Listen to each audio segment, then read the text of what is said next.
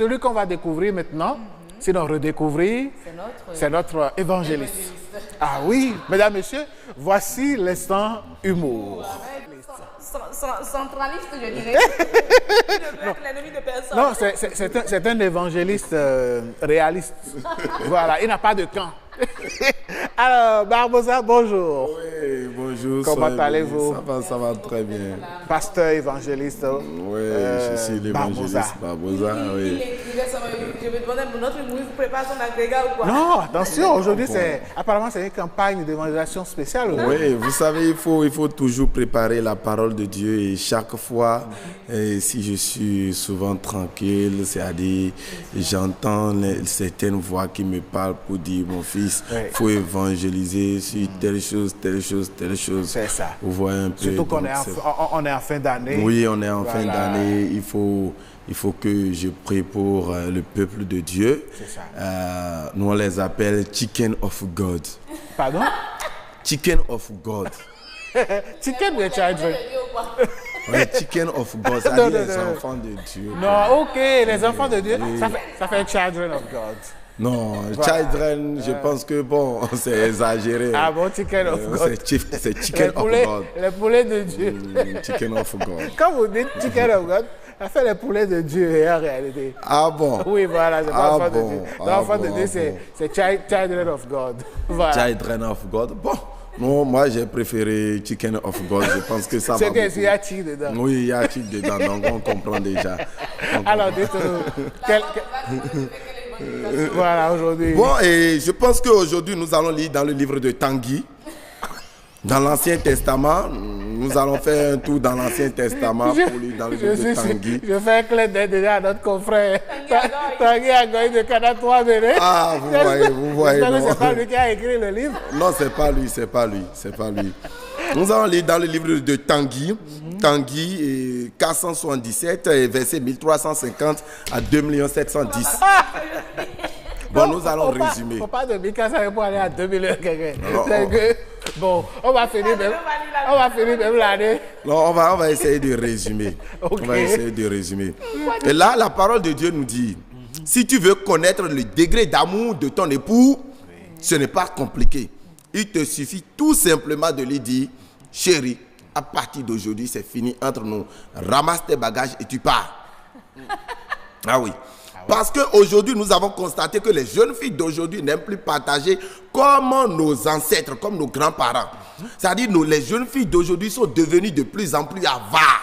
Ah oui? Elles veulent tout manger toutes seules. Alors que dans la parole de Dieu, la Bible nous dit, multipliez-vous et remplissez la terre. Comment une seule personne peut marier, peut-être, comment un homme peut marier une seule femme et remplir la terre? C'est impossible. Non, mais les autres hommes aussi se marient pour... Voilà, mais ça ne peut pas. Ça ne peut pas aller, ça ne peut pas marcher. Ah ouais? C'est pourquoi la Bible a dit de partager. De partager. Si tu as une seule chose et tu vois que ton ami qui est à côté de toi est dans le besoin, essaie de partager avec ton ami. Donc tu prends un peu, tu lui donnes. Tu prends un peu, tu lui donnes. Vous déjà, vous en avez combien déjà que vous gérez? Bon, moi, tout récemment, j'étais en train de dormir quand, et le Seigneur m'a amené quelque part, il m'a dit, mon fils, regarde toutes ces filles-là. Regarde comment elles sont nombreuses. Hein? Comment vous allez faire? Mais elles sont nombreuses plus que les garçons.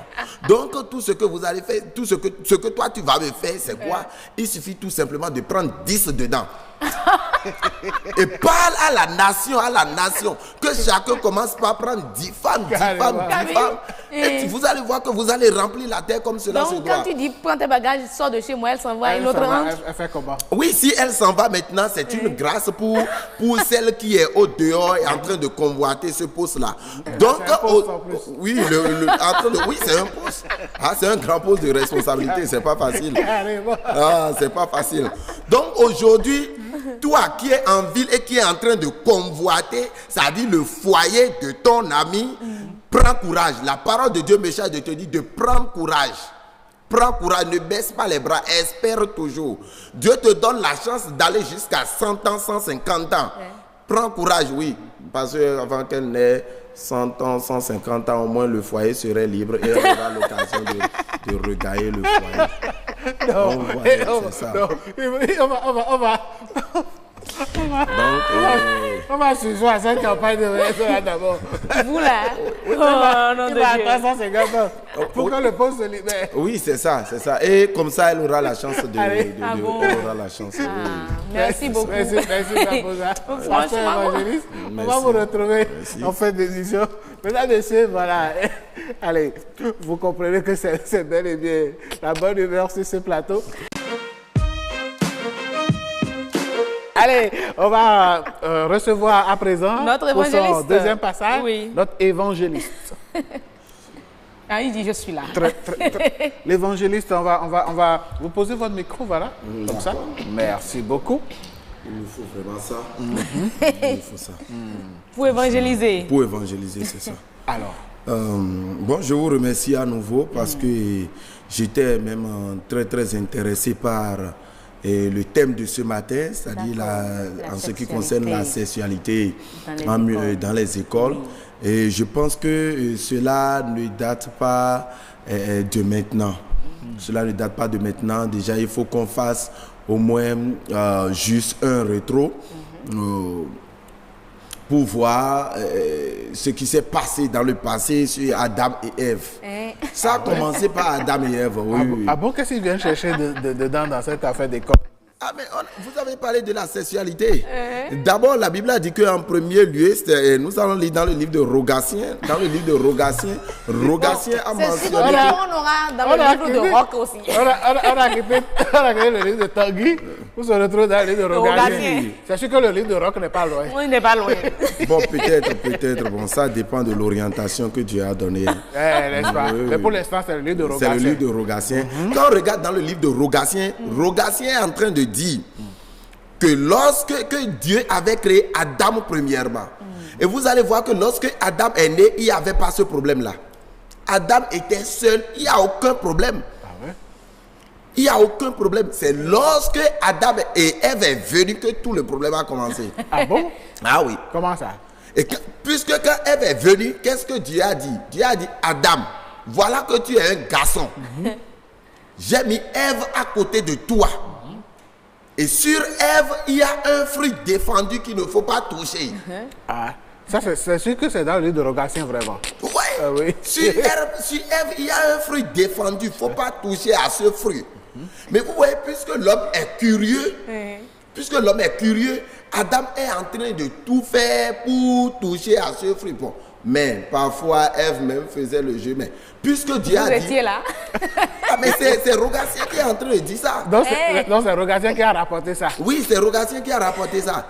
Et Rogatien nous faisait comprendre que en ce temps-là, que Adam, lui, il écoutait la parole de Dieu, c'est-à-dire il est attentif à la parole de Dieu, si bien qu'il ne voulait rien faire. Mais Ève a tout fait pour dire, vas-y, viens toucher. Moi-même, je ne sais pas ce que Dieu a mis là. Alors, toi, viens toucher. Non, ce qui est sûr, c'est pas une parole qui est dans la Bible quand même. Hein. C'est dans le livre de Rogatien. Oui. Il a précisé. Parce que quand moi j'ai fait les études, il s'agit de quel fruit? Sur la femme. Et on a dit que c'est un fruit défendu qu'il ne faut pas toucher. Oui, et vous allez voir que depuis que le jour où Adam a touché à ce fruit, c'est fini. Il y a problème. Ah bon? Dieu a dit, mais ça ne va pas chez toi. Mais vous ne nous avez pas dit le fruit jusque-là. Oui, le fruit est sur la femme. Vous allez voir que une femme est divisée en 3 parties. Ah oui? Oui. Qu'est-ce que c'est parti là? Il y a de la tête jusqu'au tronc, du tronc jusqu'au milieu. Si on vient au niveau du tronc, il y a un milieu, là on laisse le milieu. On commence par... vous avez compris déjà. Bon, moi je n'ai pas compris. Et ok, puisque vous n'avez pas compris. Heureuse, je vais leur montrer ça. On a compris. Heureuse va se lever, je vais leur montrer. On a compris. Non, on a compris. Je vais essayer de décrire ça, je vais leur montrer. Pardon. L'évangélisation d'aujourd'hui. Le fruit dentiste. Parce que les téléspectateurs eux aussi. Le fruit dentiste, ça y est, c'est le fruit. Oui. Et quand ça s'est passé, vous allez voir que Dieu les a chassés. Il les a chassés. Maintenant que vous êtes déjà grand, que vous comprenez. Donc, les élèves qui font ça dans les écoles devraient les chasser. Oui, si ça continue comme ça, il faut les chasser. Si Dieu a chassé les autres. Oui, puisque vous êtes déjà grand, alors allez fonder un foyer et laissez-nous en paix. Laissez-nous tranquille. Faites face à la vie. Ne venez pas nous embêter. Allez. Merci beaucoup, Barbosa. Merci, Barbosa. On vous retrouve demain, d'accord, pour une autre partie.